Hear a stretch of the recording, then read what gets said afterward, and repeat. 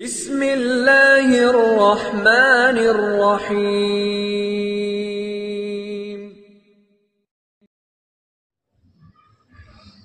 بسم الله الرحمن الرحيم الحمد لله نحمد الله العلي العظيم ونستعينه ونصلي على رسوله الكريم أما بعد أعوذ بالله من الشيطان الرجيم بسم الله الرحمن الرحيم قل هو الله أحد الله الصمد لم يلد ولم يولد ولم يكن له كفوا أحد صدق الله مولانا العلي العظيم حضرات علماء کرام، اس بستی کے بہت قابل عزت و احترام بزرگوں، جوانوں، بھائیوں اور پردے کے پیچھے بیٹھی ہوئی میرے لیے بہت قابل عزت اور احترام معزز ماں اور بہنوں، میں اپنی گفتگو شروع کروں اس سے پہلے میں آپ سے چاہتا ہوں یہاں بیٹھنے والے سارے مرد اور خواتین بھی اس بات کا ارادہ کریں کہ بیان ختم ہونے کے بعد دعا ہوگی انشاءاللہ، اور دعا ہونے کے بعد خواتین اپنی اپنی جگہوں پر جہاں ان کا گھر ہے مطلب اپنے حساب سے، اور مرد یہیں پر جب تک نماز ادا نہیں کر لیں گے اس وقت تک نہیں جائیں انشاءاللہ۔ تھوڑا سا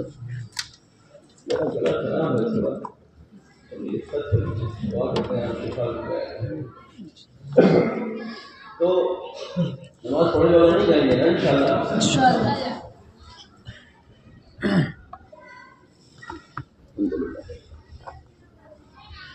ابھی حضرت مولانا عظیم صاحب قاسمین دعوت برکاتہ جو آپ کے امام ہیں، بڑے زمانے میں ان سے ملاقات ہوئی ہے، یہ سنا رہے تھے کہ اللہ والوں کی صحبت کے کیا فائدے ہوتے ہیں۔ میں بہت دیر سے بیٹھ کر یہ سوچ رہا تھا میرا موضوع کیا ہوگا۔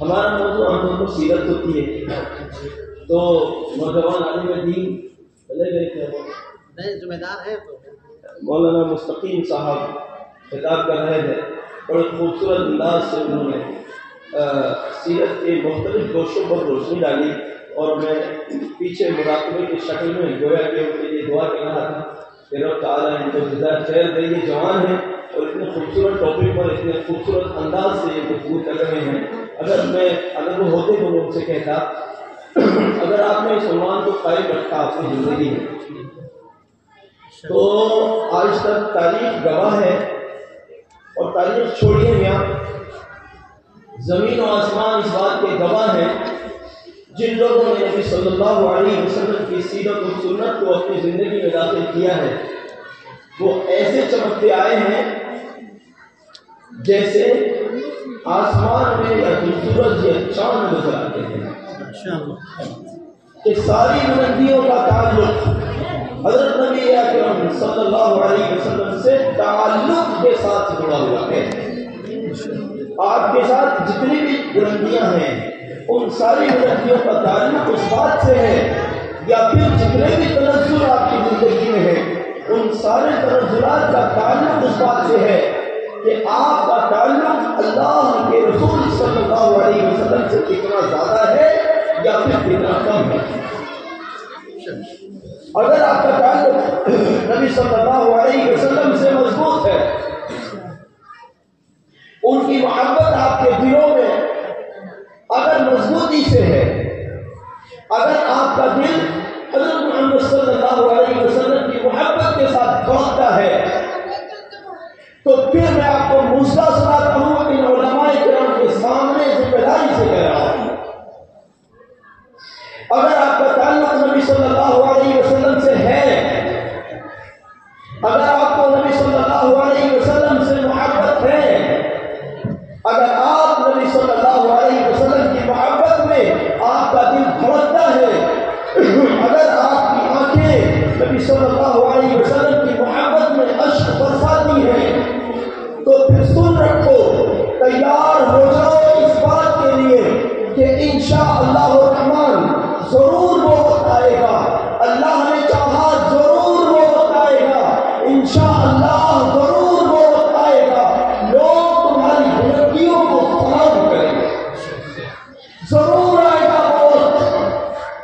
انشاءاللہ ضرور آئے گا وہ وقت.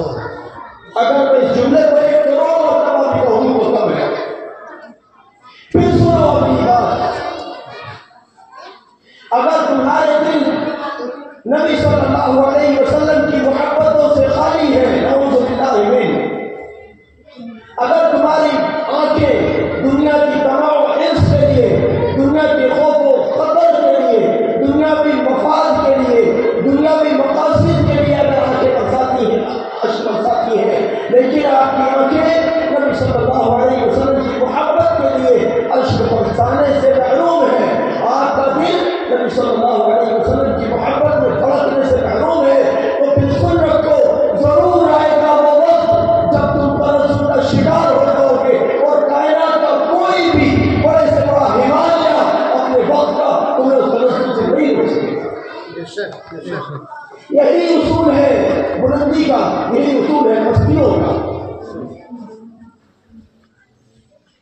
آپ چاہتے ہو ہم بلندی کو پہنچ جائیں، لیکن نبی علیہ السلام سے محبت صرف نام چار کی.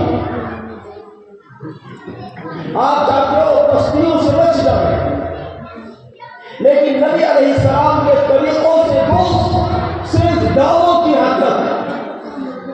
نعوذ باللہ، استغفر اللہ. یاد رکھنا، اگر آج چاند چمکتا ہوا نظر آتا ہے، اگر آج سورج چمکتا ہوا نظر آتا ہے، اگر آج آسمان اپنی بلندیوں پر نظر آتا ہے، اگر آج زمینیں اپنے چٹیل پن کے ساتھ اگر نظر آتی ہیں، اگر یہ سارا کا سارا نظام کائنات اگر تمہیں نظر آتا ہے، تو اس کے پیچھے حضرت محمد صلی اللہ علیہ وسلم کی محبت کا فرما ہے کہ اگر اللہ کو اپنے حبیب علیہ السلام سے محبت نہ ہوتی تو محمد صلی اللہ علیہ وسلم کو بنایا نہیں جاتا، اور محمد صلی اللہ علیہ وسلم کو بنایا نہیں جاتا تو پھر نہ کوئی آسمان بنتا، نہ کوئی زمینیں بنتی، نہ کوئی سورج بنتا، نہ کوئی چاند بنتا، نہ آدم بنتے، نہ کوئی آدم بنتے، نہ کوئی پیغمبر بنتے، نہ کوئی رسول بنتے، نہ کوئی سمندر بنتا، نہ جبال بنتے، نہ بحر بنتے، نہ اشجار بنتے، نہ انسان بنتے، نہ اجنہ بنتے، نہ حور بنتی، نہ جنت بنتی، نہ دوزخ بنتی. کچھ نہیں بننے والا. سارا کا سارا عشق کا معاملہ ہے، سارا کا سارا معاملہ عشق کا ہے. کیا ہے عشق؟ اللہ کو عشق ہے اپنے محبوب حضرت محمد صلی اللہ علیہ وسلم سے. اس کے نتیجے میں سورج کو سورج بنایا، چاند کو چاند بنایا، آسمان کو آسمان بنایا، زمین کو زمین بنایا، سمندروں کو سمندر بنایا، اور پہاڑوں کو پہاڑ بنایا، انسانوں کو انسان بنایا، جنات کو جنات بنایا. ان کی ساری ضروریات کا تکبر کیا، ان سب کے لیے اللہ نے انتظام کیا. سب انتظام ہے. ان خزانوں کی چابی جو کائنات میں اللہ نے بسا رکھے ہیں، کائنات میں اللہ نے چھپا رکھے ہیں، ان سارے کے سارے خزانوں کی چابی حضرت محمد صلی اللہ علیہ وسلم کا نام ہے، حضرت محمد صلی اللہ علیہ وسلم کا عشق ہے. عشق مصطفیٰ ہے سب کچھ ہے، عشق مصطفیٰ نہیں ہے کچھ بھی نہیں ہے. بس مصطفیٰ کریم صلی اللہ علیہ وسلم کے عشق کا معاملہ ہے. کئی لوگوں کو سمجھ نہیں آئے گا، لیکن سچ یہی ہے. اگر محمد کریم صلی اللہ علیہ وسلم کا عشق نہیں ہوتا تو ان کی دعائیں جو میرے تمہارے حق میں قبول ہوئی، اور فضل ہوا اللہ کا کہ اگر ہم رات کو 2 بجے تک کی میوزک پارٹیز کے ساتھ اور کی شکل میں اگر وقت گزارے تو اللہ ہمیں خنزیر اور بندر نہیں بناتا. یہ شکر ہے اللہ کا. اس کے بالمقابل اگر پچھلی امتیں اس کے مقابلے بہت کم بھی اگر نافرمانی کرتی تھی، ان کو بندر اور خنزیر بنا دیا جاتا تھا، لیکن اس امت کو نہیں بنایا جاتا. یہ اللہ کا فضل ہے. جانتے ہو کیا بات ہے؟ بات یہ ہے عاشق سے مانگا اس کے معشوق حقیقی نے. عاشق کون ہے؟ اللہ. معشوق حقیقی کون ہے؟ حضرت محمد صلی اللہ علیہ وسلم. آپ کو میری بات سمجھ آ رہی ہے؟ آپ کو سمجھ آ رہی ہے میری بات؟ آپ کے علاقے کے لوگ میری بھاشا نہیں سمجھتے. ابھی کل سے میں کہا وہاں بھی یہی ہوا, آج دن میں جو تھا وہاں بھی میں نے پوچھا نہیں سمجھ رہے ہو تو چپ رہے. ارے میں نے کہا مسلمان ہو وہ چپ رہے. میرے یہاں پتہ نہیں کون لوگ ہیں, سمجھ لیا ڈوبیوں ہو گئے, کون لوگ آگے بڑھے ہیں بھائی مسلمان ہو چپ رہے. میرے یار ایسا تو نہیں ہے کوئی, میں ایسی بات سی تو نہیں بول رہا ہوں کوئی ماں والے لوگ سمجھ کر. حالانکہ اس علاقے میں لوگ میرے بیانات پہلے بھی سنتے رہے ہیں اور میں بھی آپ کا عادی ہوں, آپ بھی کہیں نہ کہیں اس علاقے میں. لیکن میرے عزیزوں بیدار لفظی کے ساتھ سنو, حضرت محمد صلی اللہ علیہ وسلم کی محبت آپ کے دلوں میں اللہ کی محبت کو بیدار کر دے گی. اگر اللہ کے رسول علیہ السلام کی محبت ہے تو اللہ کی محبت پیدا ہو جائے گی, اور نبی علیہ السلام کی محبت اگر تمہارے دلوں میں نہیں ہے تو پھر اللہ کی محبت کے دروازے نہیں کھل سکتے. ساری زندگی آدمی لا الہ الا اللہ پڑھتا رہے کفر سے نہیں نکل سکتا. ساری زندگی لا الہ الا اللہ پڑھ رہا ہے, کفر سے نہیں نکل سکتا اس وقت تک جب تک کہ محمد رسول اللہ صلی اللہ علیہ وسلم. ان علماء سے پوچھ لینا, لا الہ الا اللہ پڑھنے کے بعد مومن بننے کے لیے, مسلمان بننے کے لیے محمد رسول اللہ کا پڑھنا ضروری ہے. اگر لا الہ الا اللہ کی ذات میں پوری زندگی لگائی اور محمد رسول اللہ کی ذات نہیں لگائی صلی اللہ علیہ وسلم تو آدمی لا الہ الا اللہ پڑھنے والا ہوگا مگر مومن نہیں ہوگا. مومن نہیں ہوگا. مومن بننے کے لیے جہاں اللہ کی وحدانیت کو تسلیم کرنا ضروری ہے, وہیں محمد رسول اللہ صلی اللہ علیہ وسلم کی نبوت اور ان کی رسالت کو بلکہ مولانا نے جو کلام کہا اس کے مطابق اس کی تشریح کے طور پر اگر میں کہوں تو محمد صلی اللہ علیہ وسلم کو آخری نبی اور رسول تسلیم کیے بغیر ورنہ مومن نہیں. حضرت محمد صلی اللہ علیہ وسلم کو اللہ کا رسول بھی ماننا ہوگا اور آخری رسول بھی ماننا ہوگا. میں عرض کر رہا تھا سارے خزانوں کی چابی کا مالک اللہ ہے اور اللہ نے ان خزانوں کا نگراں اور ان خزانوں کا نگہبان, یوں کہہ لیجیے اللہ نے اپنی محبت میں ان خزانوں کا امین حضرت محمد صلی اللہ علیہ وسلم کو رکھ دیا ہے. اگر نام محمد صلی اللہ علیہ وسلم آپ کے پاس ہے تو ان خزانوں کی چابی آپ کے ہاتھ میں ہے, اور نام مصطفیٰ صلی اللہ علیہ وسلم اگر تمہارے پاس نہیں ہے تو نعوذ باللہ پھر کائنات کی خزانوں کی چابی تمہارے پاس نہیں ہے. آپ کو سمجھ آ رہی ہے بات؟ آپ سمجھ رہے ہیں اس بات کو؟ آپ تو مسلمان ہیں نا, ہے نا؟ الحمدللہ یہ زندہ لوگ ہیں. اللہ کو ہمیشہ زندہ اور دامدہ رکھے. رات والے کچھ نہیں ہوتے ہیں, مسلمان ہو تو چپ رہے, کم سے کم آپ ماشاء اللہ بول رہے بولتے رہے بھی. اس لیے میرے بزرگوں ہمارے اکابر کا یہ نہج رہا ہے کہ انہوں نے جہاں ایک طرف لا الہ الا اللہ کو مضبوطی سے تھاما وہیں انہوں نے محمد رسول اللہ کا دامن نہیں چھوڑا صلی اللہ علیہ وسلم. کل ہمارے ایک ساتھی نے ہماری مجلس میں بیٹھ کر اپنا کوئی لباس اتارا, جیسے موزے وغیرہ, کیا کریں لوگ چلے جاتے ہیں یہاں سے, کہ ہمارے کسی ساتھی نے اپنا کوئی موزہ وغیرہ اتارا. میں وہیں بیٹھا تھا, میں نے ان سے کہا آپ نے علماء و اکابر دیوبند کو نہیں پڑھا. جی کیا مطلب؟ میں نے کہا آپ نے اکابر دیوبند کو نہیں پڑھا. آپ اس موضوع کو سنت کے مطابق اتار سکتے تھے, لیکن اتارتے کیسے؟ آپ نے اکابر دیوبند کو نہیں پڑھا. اگر آپ نے حضرت نانوتوی رحمۃ اللہ علیہ کو پڑھا ہوتا تو ان کے یہاں محمد رسول اللہ تعالیٰ اس طرح سے تھا صلی اللہ علیہ وسلم کہ اگر انگریز نے شوٹ وارنٹ جاری کیا ہوا ہے، مطلب دیکھتے ہی گولی مار دی جائے، اگر شوٹ وارنٹ جاری کیا ہوا ہے تو حضرت نانوتوی رحمۃ اللہ علیہ کو ساتھیوں نے مشورہ دیا حضرت چھپ جائیے، انگریز نے ورنہ تو آپ کے لیے دیکھتے ہی گولی مار دینے کا حکم دیا ہے. حضرت جا کر چھپ گئے. 3 روز گزرنے کے بعد حضرت نانوتوی رحمۃ اللہ علیہ مسجد چھتا کے صحن میں کھڑے ہوئے تھے. ساتھیوں نے کہا حضرت انگریز آپ کی تلاش میں ہے، آپ سے چھپنے کی درخواست کی تھی، آپ چھپے نہیں باہر نکل آئے.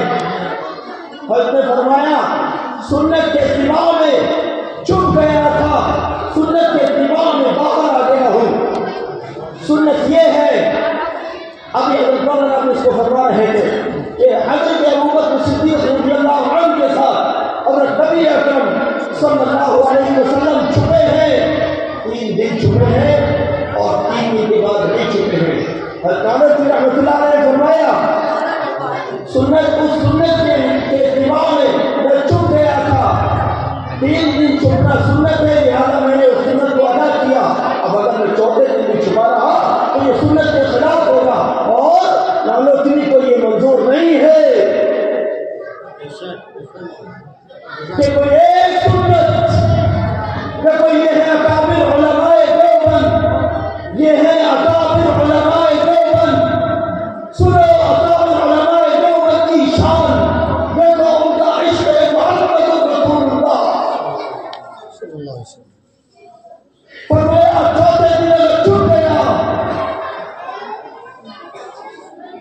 سنت کے خلاف ہو جائے گا اور نانوتوی کو یہ منظور نہیں ہے کہ محمد اعظم صلی اللہ علیہ وسلم کی ایک ایسی سنت اس وقت میں چھوٹ جائے جبکہ انگریز گولی مارنے کے لیے ڈھونڈ رہا ہے. تم مسجد میں بیٹھ کر موضوع اتارو سنت کے خلاف، مسجد کے اندر داخل ہو سنت کے خلاف، مسجد کے بیت الخلا کا استعمال کرو سنت کے خلاف. کون تمہارے سروں پر گن لے کر کھڑا ہوا ہے کہ اگر سنت کے مطابق گئے تو مار دیے جاؤ گے؟ کون تمہارے سروں پر کھڑا ہوا ہے کہ اگر گھر میں داخل ہونے وقت سنت دعاؤں کو پڑھ کر برکتیں حاصل کر لی تو گن پوائنٹ پر کہا جا رہا ہے مار دیے جاؤ گے؟ کہاں کون ہے؟ ہمارے اکابر کا کہا جا رہا تھا اللہ والوں کی صحبتیں، ان بزرگوں نے اللہ والوں کی صحبتیں اختیار کی تھی اور اپنے ماننے والوں، اپنے مریدوں، اپنے شاگردوں، اپنے تلامذہ کو، اپنا نام لینے والوں کو سنت کا درس دیا تھا. یاد رکھنا ساری زندگی آدمی لا الہ الا اللہ کی ذکر میں لگا رہا ہے، ساری زندگی محمد رسول اللہ پڑھتا رہے. اگر اس کی زندگی میں سنتیں نہیں ہے تو کہیں ایسا نہ ہو کہ خدا کی پناہ اس کو اس کے دعوے میں کوئی چھوٹا کر دیتے ہیں. ہم سنت کے مبلغ ہیں الحمدللہ، ہمارے اکابر سنت کے علمبردار ہیں. ہمارے یہاں ایک بزرگ تشریف لائے تھے، میرا تعلق آپ کے علم میں ہے، میں بڑے شہر سے ہوں. ہمارے یہاں ایک بزرگ تشریف لائے تھے اور وہ بزرگ دارالعلوم دیوبند سے تعلق رکھتے تھے. انہوں نے اپنے خطاب کے اندر لوگوں کو سنت کی اہمیت بتاتے ہوئے ایک ایسا سنہری جملہ ارشاد فرمایا تھا. میرا بچپن تھا لیکن وہ جملہ میرے ذہن و قلب پر لے گیا اور آج ان علماء کی حضور کی میں عرض کر رہا ہوں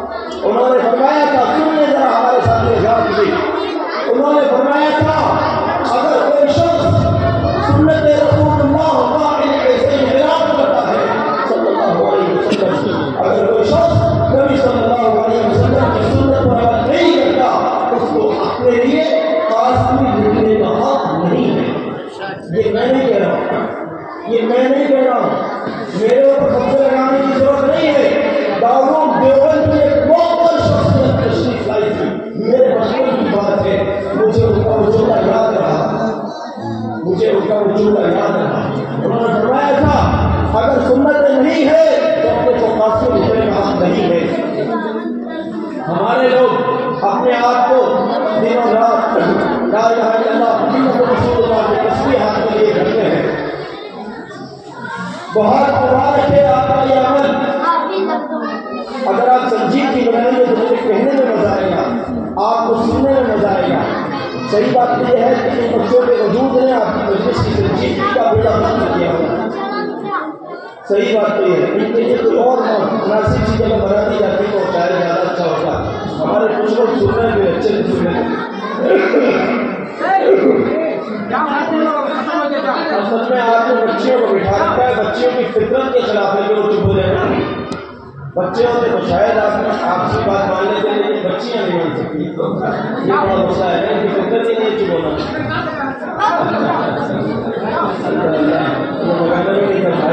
چپ کر دیتا.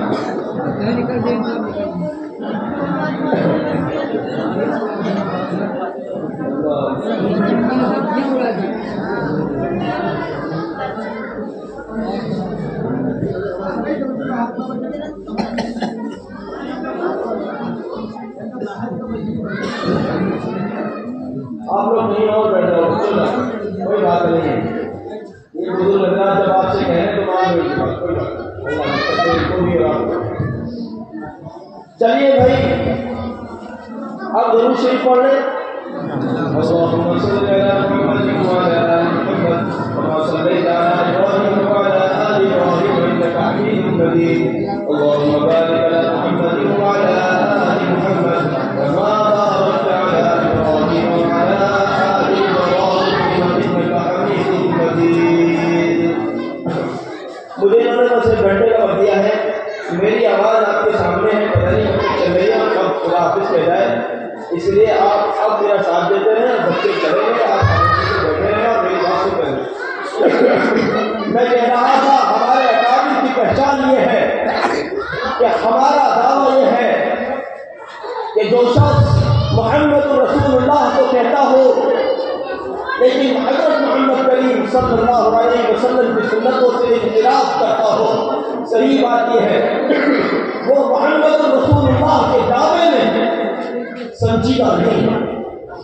وہ حضرت محمد صلی اللہ علیہ وسلم کو اللہ کا رسول مانتا ہے لیکن محمد رسول اللہ صلی اللہ علیہ وسلم کی بات کو ماننے کو تیار نہیں ہے. دیکھو, ایک طرف وہ طریقے ہیں جو اللہ نے محمد صلی اللہ علیہ وسلم کے ذریعے سے امت کو عطا فرمائے ہیں, محمد صلی اللہ علیہ وسلم پر جاری کروائے, اور ان کے ذریعے سے امت کو یہ تحفہ اعظم عطا فرمایا کہ یہ نبی صلی اللہ علیہ وسلم کی سنت ہے, یہ مٹنی نہیں چاہیے. مسلمانوں کو اس بات کا ذمہ دار بنایا, اور اب صرف مسلمان ذمہ دار نہیں ہے اس بات کے, اب صرف مسلمان ذمہ دار نہیں ہے بلکہ دنیا میں ایک ایسی جماعت کو اللہ نے کھڑا کر دیا ہے جو ایک ایک سنت کے فائدوں پر ریسرچ کرتے ہیں اور ساری دنیا کے سامنے جا کر بتاتے ہیں ہم نے لوکی کھانے کا یہ فائدہ پایا, ہم نے کلونجی کھانے کا یہ فائدہ پایا, ہم نے سجدہ کرنے کا یہ فائدہ پایا, ہم نے باوضو رہنے کا یہ فائدہ پایا, ہم نے ٹخنوں کے اوپر لباس پہننے کا یہ فائدہ پایا, ہم نے امامہ باندھنے کا یہ فائدہ پایا, ہم نے پیش کے مقابلے میں مسواک کرنے کے یہ فائدے پائے. اب ایک جماعت ایسی ہے کہ نبی صلی اللہ علیہ وسلم کی سنتوں کو اپنی تحقیق اور اپنی ریسرچ کی روشنی میں ان لوگوں کے بھی سامنے لا کے رکھ رہی ہے جن لوگوں کا تعلق اسلام سے ہے اور جن لوگوں کا تعلق اسلام سے نہیں ہے. ساری دنیا کے سامنے. ابھی چند دن کی بات ہے, ایک شخص نے مجھ سے کہا اب کہ میری دانتوں کی کچھ پرابلم ہے. میں نے کہا دانتوں کی پرابلم کا بہترین علاج یہ ہے کہ آپ ڈینٹسٹ کے پاس نہ جائیں. اگر یہاں پہ ڈینٹسٹ بیٹھے ہوئے ہیں تو ان سے میں معذرت چاہتا ہوں, آپ کا بائک آؤٹ نہیں کرانا بھائی, ان کا بائک آؤٹ نہیں کرنا. کبھی آپ ڈینٹسٹ صاحب کہنے لگے میری دکان ہی بند کر کے چلے گئے, نہیں بھائی ایسی بات نہیں ہے. میں نے کہا ڈینٹسٹ کی ضرورت نہیں ہے آپ کو, پھر کیا چاہیے کہ آپ کو مسواک کی ضرورت ہے. آپ مسواک کیجئے, اللہ نے چاہا آپ کو فائدہ ہوگا. انہوں نے کہا ہاں آپ ٹھیک کہہ رہے ہیں, میں نے کچھ کچھ دنوں سے مسواک کرنا شروع کیا ہے تو میرے دانتوں میں مجھے فائدہ ہے، مگر انہوں نے آگے کی بات کہی، انہوں نے کہا کہ برش کا ایک نقصان محققین نے بیان کیا ہے، سائنٹسٹ نے بیان کیا ہے برش کرنے کا ایک نقصان ہے۔ کیا نقصان؟ جب برش نیا آتا ہے تو اس کے اندر وائرس نہیں ہوتا، کسی قسم کے جراثیم نہیں ہوتے اور وہ صاف ستھرا ہوتا ہے، اس میں کوئی دقت نہیں ہے۔ لیکن جب اس کو آپ دھو کر اور مشروم کے اندر رکھ دیتے ہیں، اپنے حمام کے اندر، اپنے غسل خانے کے اندر رکھ دیتے ہیں، تو اب وہاں کبھی صابن کی خوشبوئیں اڑ رہی ہیں، کبھی پانی کے تاثرات اڑ رہے ہیں، کبھی مختلف قسم کے وہاں جراثیم اڑ رہے ہیں، اور وہ جراثیم اور جتنی بھی چیزیں ہوتی ہیں ان میں ان کو جہاں موقع ملتا ہے وہ وہاں اپنے مسئلہ کر دیتے ہیں، اور ان میں سے وہ برش بھی شامل ہوتا ہے۔ تو کتنے سارے جراثیم اس برش کے اوپر بھی جا کر جم جاتے ہیں، اور یہ وہ جراثیم ہوتے ہیں جب اس برش کو آپ پانی سے دھوتے ہو تو پانی سے وہ جراثیم، وہ کیٹانو وہ ختم نہیں ہوتے، بلکہ وہ آپ کے منہ کے ذریعے آپ کے پیٹ میں چلے جاتے ہیں اور آپ کو متاثر کر دیتے ہیں۔ یہ انہوں نے سائنٹسٹ کے کا ریسرچ بتایا، میری تحقیق نہیں ہے، یہ انہوں نے بتایا کہ یہ میری تحقیق ہے، میرے سامنے ہے، بہت اعلیٰ۔ لیکن اس کے مقابل اگر مسواک کی بات کی جائے، میں بات کر رہا ہوں سنت رسول صلی اللہ علیہ وسلم کی اہمیت کی، کہ صرف محمد رسول اللہ کو زبان سے کہنے کا کافی نہیں ہے، بلکہ محمد رسول اللہ صلی اللہ علیہ وسلم کی سنتوں کو اپنی زندگی میں داخل کرنا ہے۔ جب بندہ بنے گا سنجیدگی کے ساتھ عاشق رسول، ورنہ وہ ہوگا نام محمد آیا تو جھوم گئے، اور سنت محمد آئی صلی اللہ علیہ وسلم تو گھوم گئے، خالی بٹا سناٹا، زیرو بٹا سناٹا۔ بھائی سنتوں سے کیا تعلق ہے؟ اب سنتوں کی گنجائش نہیں بچی، بس دعووں کی حد تک محمد صلی اللہ علیہ وسلم کی غلامی ہے، اور سنتوں سے رشتہ ہو گیا ختم۔ اگر سنتوں سے رشتہ ختم ہو جائے گا تو پھر محمد رسول اللہ سے رشتہ باقی نہیں ہے۔ برش کے یہ نقصان اور مسواک کے کیا فائدے؟ فرمایا، میں تو ہمیشہ کہا کرتا ہوں، جو لوگ ہمیں یوٹیوب پر سنتے ہیں انہوں نے 100 بار سنا ہوگا میرے سے یہ جملہ، میں نے کتنی مرتبہ یہ جملہ کہا ہے کہ جو لوگ یہ چاہتے ہیں کہ ہماری 100 برس کی اگر عمر ہو اور ہم اپنے دانتوں کو اللہ کے فضل سے قبر میں لے کر جائیں تو وہ مسواک کا اہتمام کرنا شروع کرتے ہیں۔ جو لوگ یہ چاہتے ہیں کہ ہمیں ڈینٹسٹ کی شکل نہ دیکھنی پڑے، ہمیں کسی ڈینٹسٹ سے دشمنی نہیں ہے بھائی، لیکن جو لوگ یہ چاہتے ہیں ہمیں اپنے دانتوں کے امراض سے متعلق عموماً ڈینٹسٹ کے پاس، دانتوں کے ڈاکٹرز کے پاس نہ جانا پڑے، ان کو چاہیے وہ برش کو طلاق دیں اور مسواک کے ساتھ عقد کر لیں، مسواک سے دوستی کر لیں، ہر نماز میں کیا کریں، سونے کے بعد کیا کریں، رات کو سونے سے پہلے کیا کریں، جب گھر سے باہر جائیں تو کر لیا کریں، جب یاد آ جائے جب کر لیا کریں، جب موقع مل جائے جب کر لیا کریں، ان میں 2-4 مرتبہ کر لیا کریں۔ آپ دیکھیے اگر 100 برس کی عمر ہو گئی اللہ کے حکم سے انشاءاللہ دانتوں کو قبر میں لے کر جاؤ۔ کہاں ہے یہ ہے محمد الرسول اللہ۔ میں نے کہا ہے سنتوں کی اطاعت اور اتباع کے بغیر اگر کوئی شخص محمد رسول اللہ کہتا ہے اور اس کی زندگی کے اندر سنتیں نہیں پائی جاتی تو پھر یہ اپنے دعوے میں سنجیدہ نہیں ہے، یہ اپنے دعوے میں سنجیدہ نہیں ہے، بلکہ اس کی زبان دعوے کر رہی ہے اور الیاذ باللہ اس کا دل اس دعوے کی صداقت سے خالی ہے۔ ہمارے اکابر و مشائخ نے ایک ایک سنت کو اپنی زندگی میں داخل کیا، نتیجہ یہ ہوا کہ اللہ کے فضل سے ان اکابر کی پہچان ہی سنت کے لیے ہوگی۔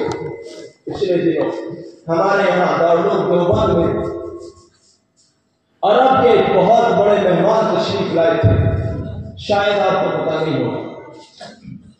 ایک بہت بڑے مہمان تشریف لائے تھے، انہوں نے ایک کتاب تصنیف کی جو یہاں اردو میں چھپ کر اس قدر مقبول ہوئی کہ اس کا ایڈیشن ہی نہیں ملتا۔ وہ کتاب ملنے کو بھیجا، ادھر چھپی ادھر صاف، ادھر چھپی ادھر صاف، لا تحزن اس کتاب کا شاید علماء کرام نے میں سے کئی ایک لکھی، اس کے مصنف دیوبند میں تشریف لائے تھے۔ اب جب کسی بڑے ادارے میں کوئی بڑا آدمی آتا ہے تو اس کا اعزاز اکرام کیا جاتا ہے۔ ان کو موقع دیا گیا ہے کہ ہمارے ہزاروں بچوں سے آپ انہیں نصیحت کریں، یہ آپ کا استقبال کریں گے، آپ ان کو اپنی نصیحتیں سنائیں۔ ان محترم کی طرف سے ایک جملہ یہ تھا جہاں انہوں نے بہت ساری باتیں کہی، ان کا ایک بڑا خوبصورت جملہ آپ کو دیکھ کر حضرات صحابہ رضی اللہ عنہم کی یاد تازہ ہو گئی۔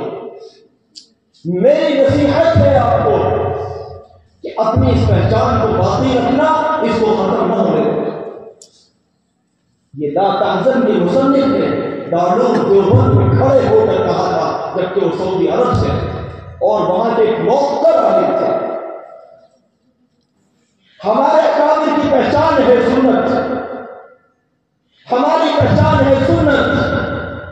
اگر ہمارے اندر سنت ہے تو ہم محمد رسول اللہ کے غلام ہیں، اور اگر ہمارے اندر سنت کا اتباع نہیں ہے تو پھر یاد رکھیے دعویٰ تو ہے مسلمانی کا، لیکن پتہ کچھ نہیں کہ کون سی مسلمانی ہے، کچھ نہیں۔ صحابہ کا طریقہ، ایک صحابی رضی اللہ عنہ کسی بادشاہ کے یہاں گئے، سفارتیں جاتی رہتی ہیں نا ادھر ادھر، اس بادشاہ کو یہ پیغام پہنچانا ہے، اس بادشاہ کے سفیر یہاں اپنا پیغام لے کر آئے ہیں وغیرہ، یہ ہوتا ہے، آج بھی ہوتا ہے، پہلے بھی ہوتا ہے۔ ایک صحابی رضی اللہ عنہ ایک ایسے بادشاہ کے یہاں گئے جو مسلمان نہیں تھا، اس بادشاہ نے ان کے لیے دسترخوان لگوایا، ان کے لیے کھانے کا انتظام کیا گیا۔ یہ جب دسترخوان پر بیٹھے تو اور نمائندگان حکومت بھی بیٹھے ہوئے تھے، سربراہان حکومت جو وہاں کے وزیر اور وزراء جو بھی ان کے منتری سنتری رہے ہوں گے، ان کا لقمہ نیچے گر گیا، انہوں نے اس لقمے کو اٹھایا اور سنت کے اتباع میں اس کو اٹھا کر کھا لیا۔ کسی برابر والے ساتھی نے جو ہو سکتا ہے ان کے ساتھ ہی آئے ہو یا جو بھی صورت رہی ہو، انہوں نے تھوڑا سا گولی مار کر اشارہ کیا کہ ہم بادشاہوں کے دربار میں بیٹھے ہیں، ہم بادشاہوں کے دسترخوان پر بیٹھے ہیں، یہاں یہ لقمہ اٹھانا حقارت سمجھا جائے گا۔ آپ یہ لقمہ اٹھا کر نہ کھائیں کہ یہ لوگ آپ کو حقیر سمجھیں گے۔ عاشقان سنت کا جواب سنو، صحابہ جن کو عشق تھا محمد کریم صلی اللہ علیہ وسلم سے، ان کا جواب سنو۔ صحابہ جو اپنی پہچان رکھتے تھے، ہماری پہچان محمد اعظم صلی اللہ علیہ وسلم کے حقیقی غلامی ہے۔ ہم دنیا والے کے مربع کو سلام نہیں کرتے، ہم محمد کریم صلی اللہ علیہ وسلم کی غلامی پر نازا و فرح ہے، ہم نبی کریم صلی اللہ علیہ وسلم کی غلامی میں خوش ہیں اور ان کی غلامی کو سلام کرتے ہیں۔ یہی ہماری پہچان ہے، یہی ہمارا فخر ہے، یہی ہماری بلندی ہے، یہی ہمارا کمال ہے، یہی ہماری جنت ہے، یہی ہمارا عتق من النار ہے۔ انہوں نے کہا خدا کی قسم ان گدھوں کی وجہ سے، کن کو کہا؟ اس ملک کے بادشاہان کے لیے کہا، خدا کی قسم ان گدھوں کی وجہ سے میں محمد صلی اللہ علیہ وسلم کی سنت کو نہیں، तुम अपनी बीवी के सामने सुन्नत को छोड़ देते हो, तुम अपने वालिद के सामने सुन्नत को छोड़ देते हो, तुम अपने गैर मुस्लिम पार्टनर्स की वजह से सुन्नत को छोड़ देते हो, तुम दुनियादार लोगों में जाकर उनकी तकरीबात में खड़े होकर खाना खाते हो और फिर वो माहौल ऐसा है, खुदा की कसम अगर इस माहौल की गुंजाइश होती तो नानुस्वी को होती बाहर अंग्रेज खड़े में गन लेकर बाहर निकलोगे गन से बोल दिया जाए। अगर सुन्नतों को छोड़ने की गुंजाइश होती तो बादशाह के दरबार में बैठकर इन सहाबी को गुंजाइश होती कि यहाँ तो बादशाह के दरबार में बैठे, यहाँ तो सुन्नत को छोड़ दिया जा सकता, लेकिन नहीं, सुन्नत को छोड़ने की गुंजाइश है ही नहीं। और याद रखिए, हमें हमारे बुजुर्गों ने यह सबक दिया है, मुझे मेरे वालिद ने यह सबक दिया है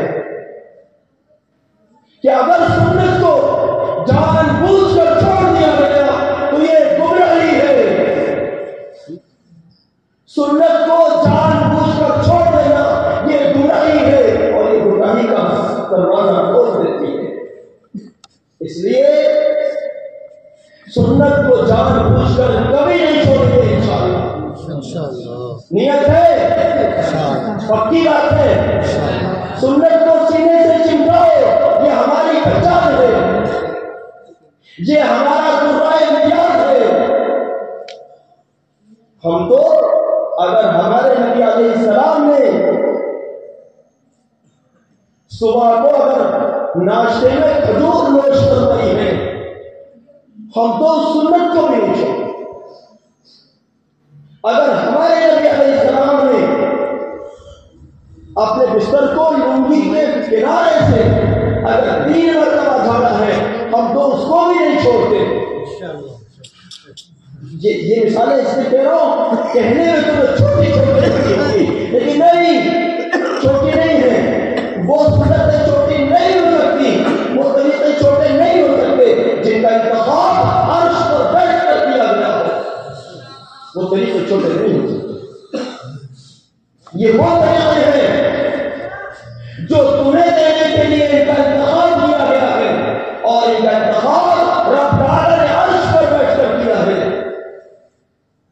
अल्लाह ने इन सुन्नतों को चुना है अपने महबूब सल्लल्लाहु अलैहि वसल्लम के लिए और महबूब आज़म सल्लल्लाहु अलैहि वसल्लम के वास्ते से इन सुन्नतों को चुना गया है तुम्हारे लिए।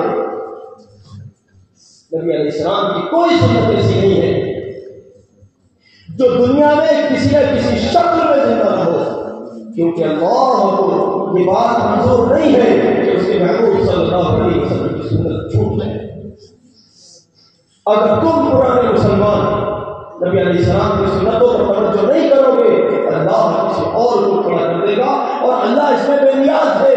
अल्लाह को कोई फर्क नहीं, कोई फर्क नहीं। नतीजा देखो, यूरोप में जल्दी से न मदरसे नजर आते हैं, न जल्दी से मौलवी नजर आते हैं।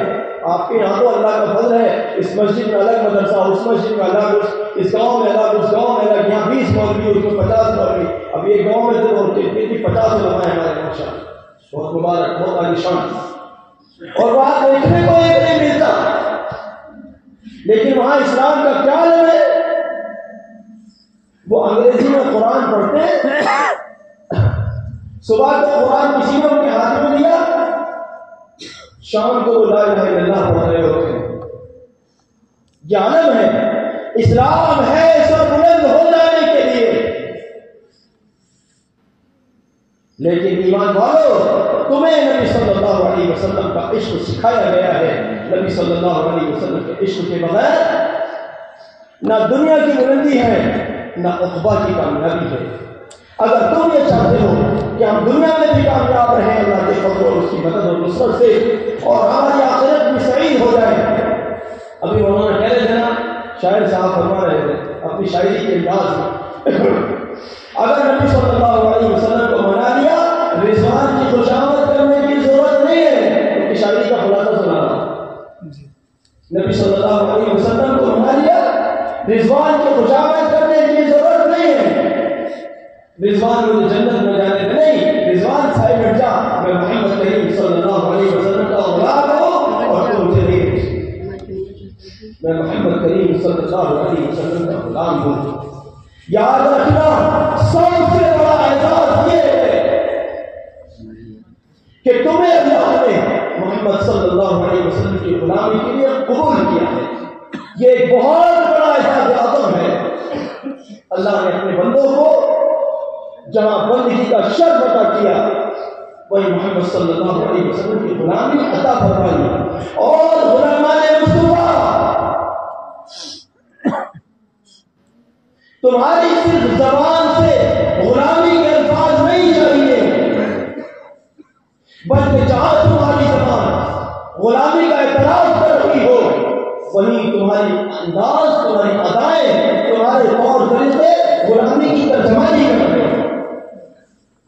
آپ جوتے پہنیں گے سنت کے مطابق، جوتوں کو اتاریں گے سنت کے مطابق، وضو کریں گے سنت کے مطابق۔ وضو کی سنت کیا ہے؟ یہاں مجھے دکھائی نہیں رہا، پتہ نہیں کہاں ہے وضو خانہ نہیں ہے شاید آپ کی اچھا ہے یہ وضو خانہ تو اس روڈ سے گزرنے والوں کے لیے تھا، محلے والوں کے لیے نہیں تھا۔ محلے والوں کے لیے سنت یہ تھا کہ یہ اپنے گھروں سے وضو کر کے آتے۔ کوئی بیچارہ ہم جیسا مسافر یہاں سے گزر رہا ہوگا، اس کا یہاں گھر نہیں ہوتا، وہ آ کر یہاں وضو کر لیتا، چلیے کوئی بات نہیں، لیکن اہل محلہ کے لیے سنت یہ تھا کہ وہ اپنے گھروں سے وضو کر کے۔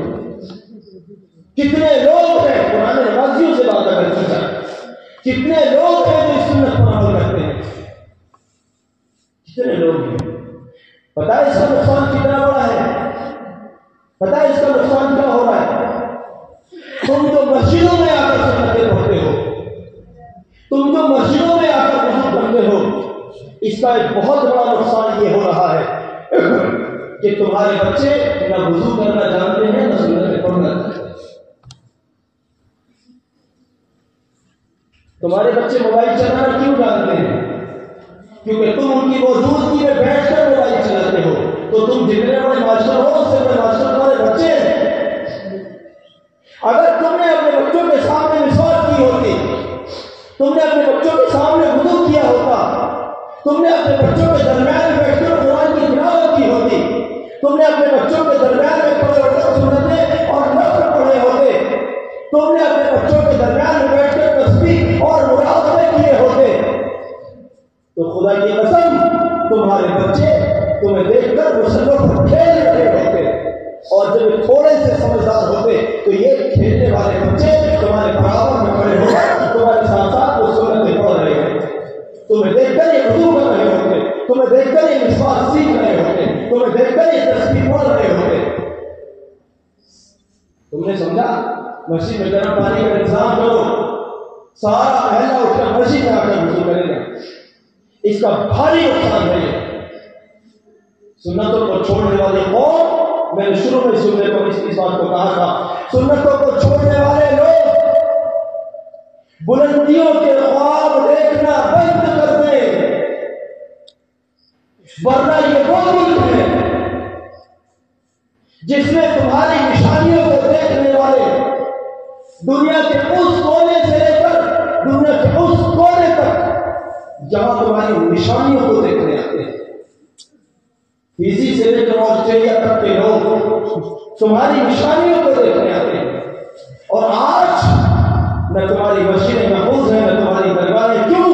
تم نے نبی علیہ السلام کی سنتوں سے منہ موڑ لیا، تمہارا کوئی وجود نہیں ہے۔ تمہارے اندر سنتیں تھی تو تمہاری نشانیوں تک کو دیکھ کر تم نے ایسی نشانیاں دی ہیں، ملک اتنی خوبصورت نشانی ہے جو اس ملک کی خوبصورتی ہے۔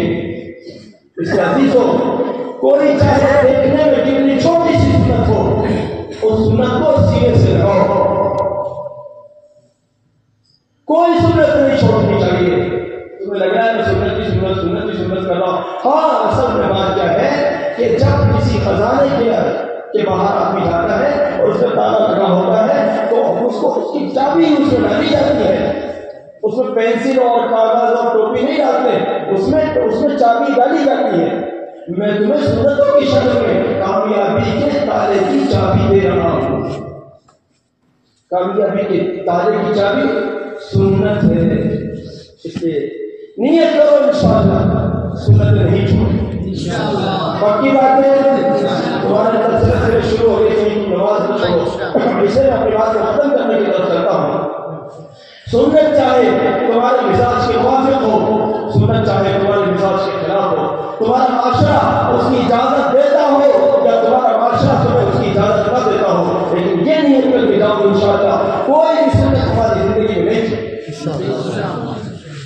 اور یہ پیغام صرف آپ کے لیے نہیں ہے، یہ صرف آپ کے لیے نہیں.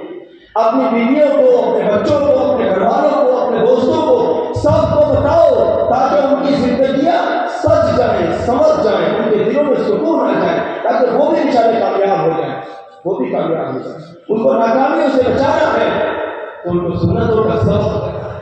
سنتوں میں کیا ہے؟ سنتوں کی حلاوت دیکھو. سنتوں میں صحت ہے، سنتوں میں عزت ہے، سنتوں میں حفاظت ہے. کیسا مزہ ہے سنتوں میں؟ آپ کے یہاں آج کوئی اچھی سی چیز بنی ہے، آپ کے پڑوس میں جو بھی رکھتا ہے، مسلمان غیر مسلم نہیں، کوئی بھی رکھتا ہے.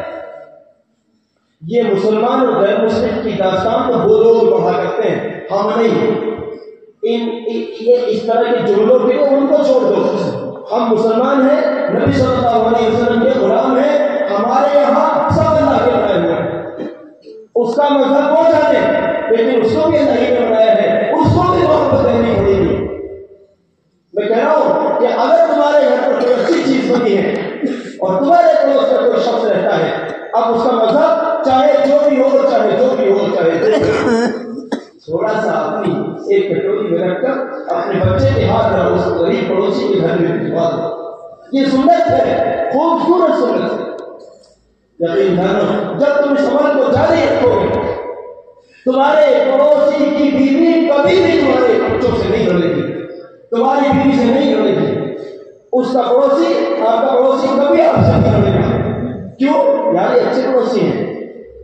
ان کی نگاہوں میں، ان کے بچوں تک کی نگاہوں میں آپ ایک اچھے پڑوسی ہوں گے. کبھی ان کا کوئی مریض ہو گیا، آپ کے گھر میں کوئی بیمار ہو گیا، ان کے گھر میں کوئی ہے تب بھی اور کوئی نہیں ہے تب بھی ان کے رشتے دار بعد میں آئیں گے. پہلے آپ بحیثیت مسلمان ہونے کے، بحیثیت پڑوسی ہونے کے، آپ کی مدد کے لیے کھڑے ہو جاؤ. مت دیکھو کہ اس کو گزرتا ہے، یہ اسلام ہے. یہ سنت کیا ایسی پہلی سنتوں کو چھوڑ کر بیٹھو گے؟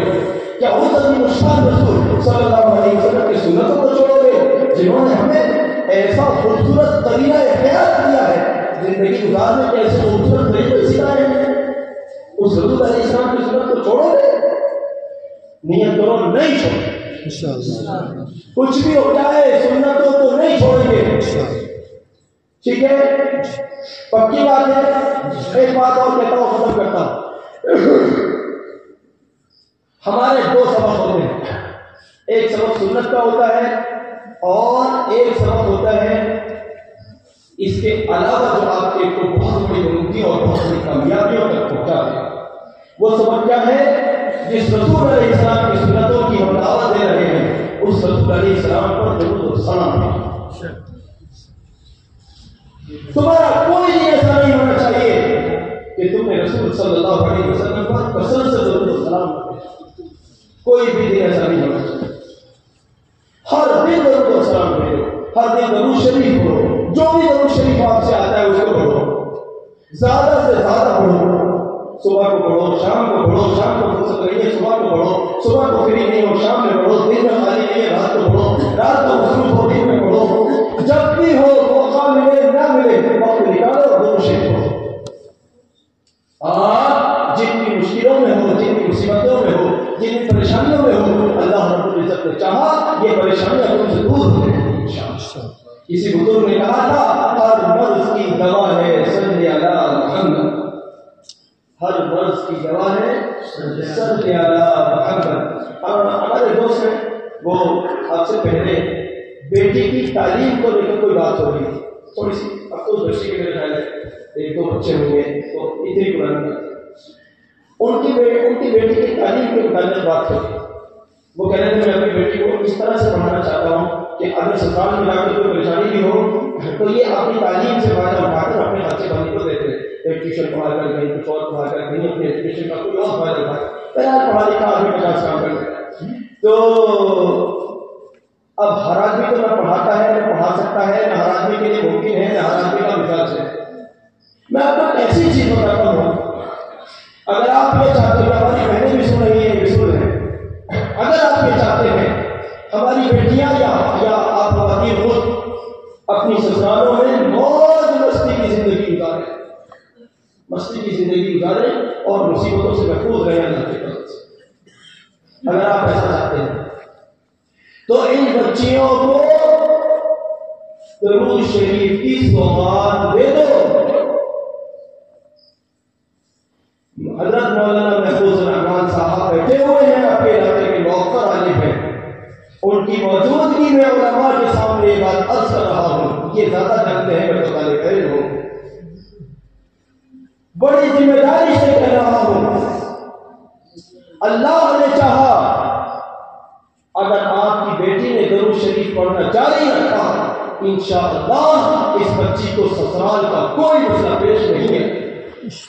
بڑا عجیب طور پر کر رہا ہوں، بڑا خوبصورت طور پر قدردانوں کے لیے. یہ ہماری مائیں سننے ذرا، اگر آپ کی بیٹی پریشان ہے سسرال میں، یا خدا نخواستہ آپ خود پریشان ہے اپنے سسرال میں، یا آپ کا کوئی پڑوسی پریشان کرتا ہے، یا آپ کو کوئی بیماری نے گھیر رکھا ہے، آپ کو مقروضیت نے گھیر رکھا ہے، آپ کا کاروبار نہیں چلتا ہے، آپ کی اولاد آپ کی نہیں سنتی ہے، آپ کے ماں باپ بیمار رہتے ہیں، آپ کی بیوی بیمار رہتی ہے، کوئی اور مسئلہ ہے، اور تو اور جو بھی آپ کو سمجھ میں آئے، میں نے تو 4 سے باتیں بتا دی، سینکڑوں ہزاروں مسئلوں میں سے جو بھی آپ کو بات پریشان کرتی ہے جو چیز، اس کے لیے ایک ہی حل کرو اور مرض کی دوا ہے صلی اللہ محمد.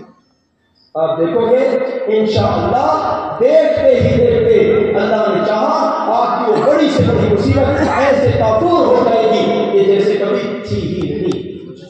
اس کی میں 1000 مثالیں آپ کو سنا سکتا ہوں. اس پر ہماری ایک PDF بھی آئی ہے، اس میں پوری دنیا کے وہ لوگوں کے مشاہدات ہم نے ذکر کیے ہیں جن لوگوں نے درود شریف پڑھا ان کو کیا کیا کچھ ملا. اب اس کا کوئی ذکر نہیں ہو سکتا، اس وقت کوئی تفصیلی عنوان ہو گیا، مستقل عنوان ہے، اس کو پوری رات میں ذکر کروں گا کیونکہ دراصل ہم درود شریف کے مبلغ ہیں، ہم سنت اور درود کے مبلغ ہیں. لوگ ہمیں اسی عنوان پر جانتے ہیں اور ساری دنیا میں الحمدللہ ہمیں لوگ سنت اور درود شریف کے عنوان کو سنتے بھی ہیں اور فائدہ بھی اٹھاتے ہیں. ہم چاہتے ہیں کہ آپ اللہ کے فضل سے ان دونوں اسباب کو مضبوطی سے کام کر اور اپنے دامن میں کیا لگا کر یہاں سے لے جاؤ. ایک تو یہ کہ کبھی سنت نہیں چھوڑیں گے انشاءاللہ، اس سے یہ کہ کچھ بھی ہو جائے درود شریف پڑھنا نہیں چھوڑیں. اگر آپ کو کوئی بہت لمبا سیدھا درود پڑھنے میں دشواری ہوتی ہے، صلی اللہ علیہ وسلم تو پڑھ سکتے ہو؟ نہیں پڑھ سکتے؟ پڑھ سکتے ہو؟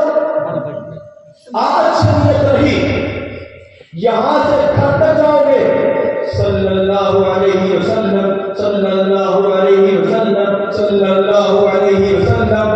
گھر سے واپس آؤ گے مسجد تک صلی اللہ علیہ وسلم. دکان تک جاؤ گے صلی اللہ علیہ وسلم. گھر واپس آؤ گے صلی اللہ علیہ وسلم. گاڑی ڈرائیو کرو گے صلی اللہ علیہ وسلم.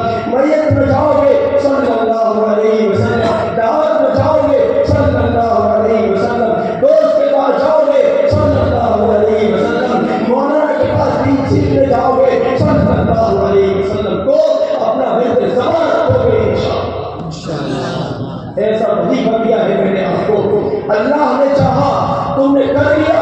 خدا کی قسم تمہاری نسلیں بھی میری قبر بنا کر واقعہ پڑھ کر کہیں گی اور دیوانے تو خود جیسا بھی تھا وہ ہمیں بڑا اچھا سبق دے کر گیا تھا. بہت توفیق دی اللہ.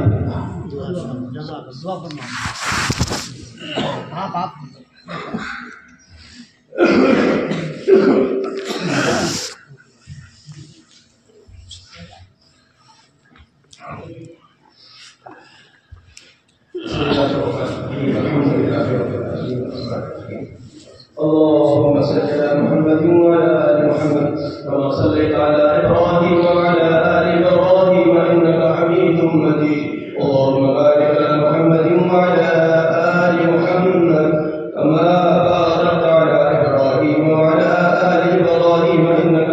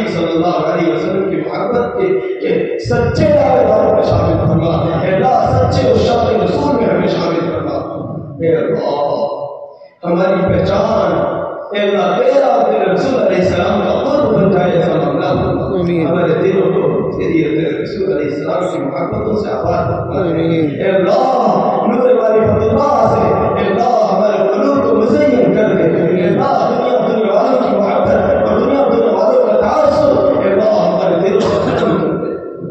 یا اللہ اپنی مہربانیاں ہمارے لیے شامل حال فرما دے. یا اللہ اپنی مہربانیاں شامل حال فرما دے. امت کے حال فتح فرما دے.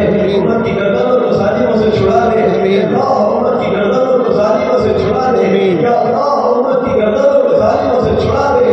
القدس کی حفاظت فرما. خدا القدس کی مدد اور نصرت فرما. یا اللہ قدیمین القدس کی اے اللہ فیصل و سامانی کو ختم فرما. ان کی نصرت فرما. اے اللہ نصرت فرما. یا اللہ نصرت فرما. دستگیری فرما. فتح و نصرت عطا فرما. اے اللہ ہمیں تحفظ عطا فرما. ساری امت مسلمان کو تحفظ عطا فرما. ہمارے مدارس کو ہماری مساجد کو ہمارے خانقاہوں کو ہمارے مقابر کو اے اللہ اپنے فضل سے کامل اور دائمی تک عطا فرما. اے اللہ ان فتنوں کو ختم کر دے. یا اللہ ان فتنوں کو ختم کر دے. یا اللہ ان فتنوں کو ختم کر دے.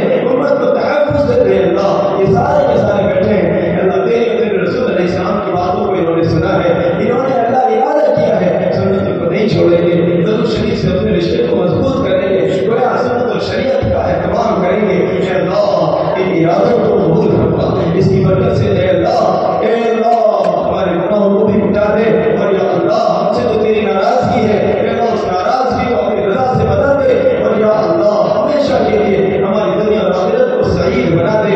یہاں جتنے بھی لوگ بیٹھے ہیں ان کی جو بھی حاجتیں اور خواہشیں ہیں اے اللہ تمام جائز حاجات کو پورا فرما. بیماروں کو شفا عطا فرما. مقبوضین کو خلاصی عطا فرما.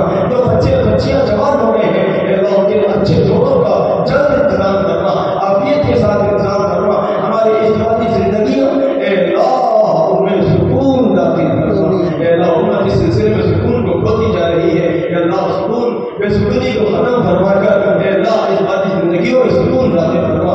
اے اللہ صحت کی ایمان کی اعمال کی اے اللہ حفاظت فرما. اے اللہ اخلاق کی حفاظت فرما. اے اللہ ہم سب کو تحفظ عطا فرما. ساری دنیا کی امت مسلمہ کی کو تحفظ عطا فرما. ہمارے جلسے کو قبول فرما. آنے والوں کو سننے والوں کو منتظمین کو معبینین کو قبول فرما.